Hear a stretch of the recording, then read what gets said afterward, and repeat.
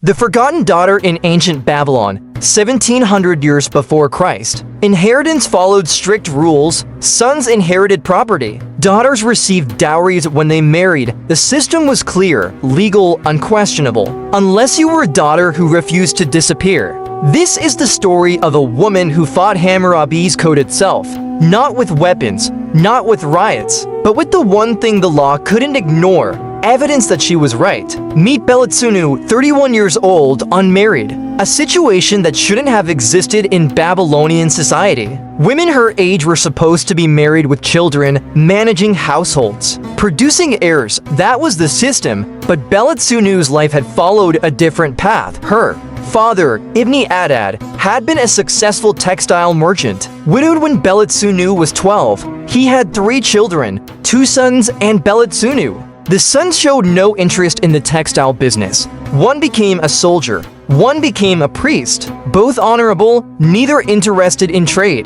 Belitsunu, however, showed natural talent. At 14, she could calculate profit margins faster than her father's accountants. At 16, she was negotiating with suppliers. At 20, she was managing the entire business while her father's health declined. For 11 years, she ran the textile operation, expanded it, increased profits, maintained supplier relationships, hired workers, made the business decisions. Her father's name was on the documents, but everyone in Babylon's textile trade knew the truth. Belitsunu was the merchant. Her father knew it too. As his health worsened, he made a decision. He wrote a will, standard practice, except his will wasn't standard at all. He left the textile business to Belitsunu, not to his sons, not split among all children, entirely to his unmarried daughter, because she had earned it, because she ran it, because she was the only one who cared about preserving what he'd built. The will was properly witnessed, sealed, filed with the legal authorities, clear and unambiguous. Then Ibn Adad died. The sons, Shamash-Adina and Nabi-Elishu, immediately challenged the will. Their argument was simple. Under Hammurabi's code, daughters who didn't marry were entitled to a dowry portion of the estate, but inheritance of business property went to sons. Always, the law was clear. Their father's will contradicted the law. Therefore, the will was invalid. The business should be divided between them. Belitsunu should receive a dowry payment and nothing more. Belitsunu faced a terrible reality. The law was on their side. Hammurabi's code was explicit. Sons inherit property and business. Daughters receive marriage portions. Her father's will, though clear in intent, violated established inheritance law. She could accept the dowry, walk away, use the money to live comfortably, maybe marry, follow the expected path, or she could fight against the law itself.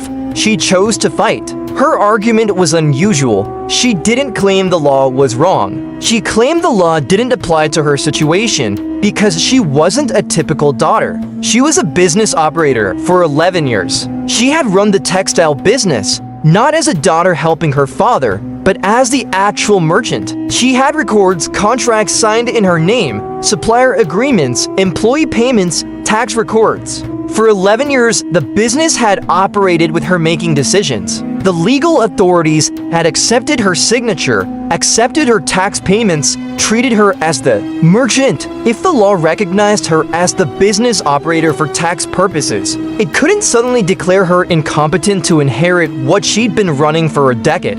The case went before the magistrates. Her brothers brought the code, clear legal text, sons inherit, daughters receive dowries, simple, unambiguous. Belitsunu brought 11 years of business records, showed how tax collectors had accepted her payments, how courts had enforced contracts she'd signed, how the legal system itself had treated her as a legitimate merchant. The law says daughters don't inherit businesses, she argued. But the law also recognizes that I've been operating this business legally for 11 years. You can't simultaneously say I'm legally competent to run the business for tax purposes, but legally incompetent to inherit it. The magistrates were caught in a contradiction. If they ruled against her, they were essentially saying that 11 years of tax collection and contract enforcement had been illegal, that through uncertainty on hundreds of transactions, created legal chaos. If they ruled for her, they were creating an exception to inheritance law,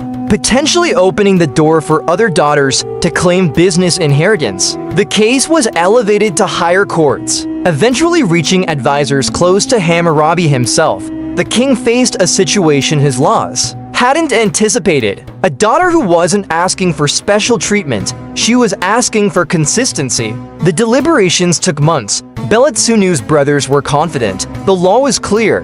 Their sister's argument was clever, but it couldn't overcome explicit legal text. Then the ruling came. The court found for Beletsunu, not by declaring the inheritance law invalid, but by creating a new legal category, an operating merchant, someone who had functionally to legally operated a business for substantial time, could inherit it regardless of gender because the business wasn't just property. It was ongoing operation, and operational continuity sometimes superseded inheritance tradition. The ruling was narrow. It didn't change inheritance law generally. It created an exception for specific circumstances. Daughters who had actually operated businesses for extended periods could inherit them, but others still received dowries, not business inheritance. Her brothers were furious. They appealed, arguing the ruling contradicted Hammurabi's code and created dangerous precedent. It would lead to daughters demanding business inheritance everywhere.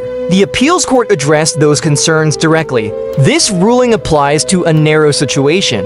A daughter who has legally operated a business for substantial time, with the knowledge and acceptance of legal authorities. This is not a general change to inheritance law. It is recognition that operational reality sometimes creates legal rights. Beletsunu kept the business. Her brothers received other property from the estate.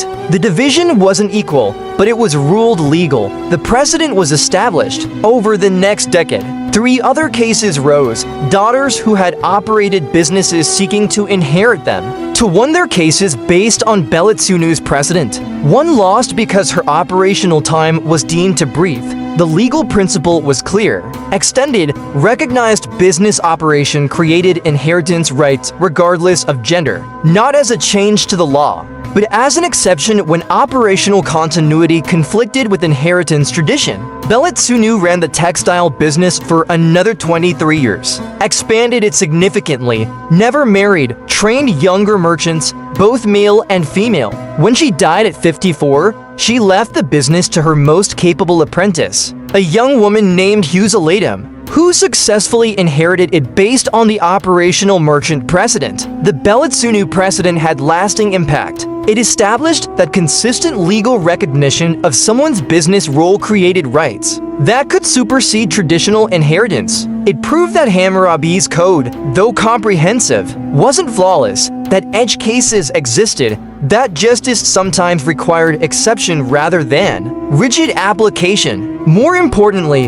it established that gender-based inheritance limitations weren't absolute, that practical recognition of someone's role and competence could override traditional expectations, that the law had to be internally consistent even when that consistency created uncomfortable exceptions. Beletsunu never claimed to be a revolutionary. She never argued that inheritance law itself was unjust. She simply demanded that the legal system be consistent, that it couldn't treat her as a legitimate merchant for tax purposes while treating her as an incompetent daughter for inheritance purposes.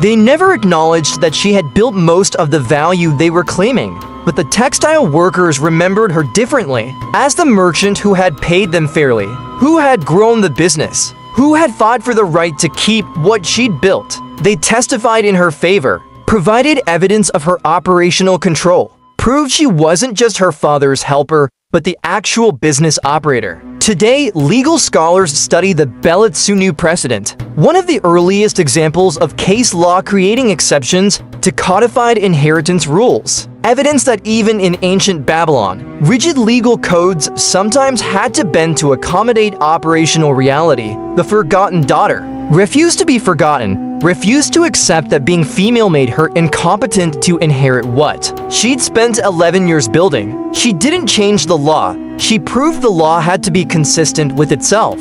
Her victory was narrow, personal. Not a revolution, but a single woman demanding recognition for work done, and competence demonstrated.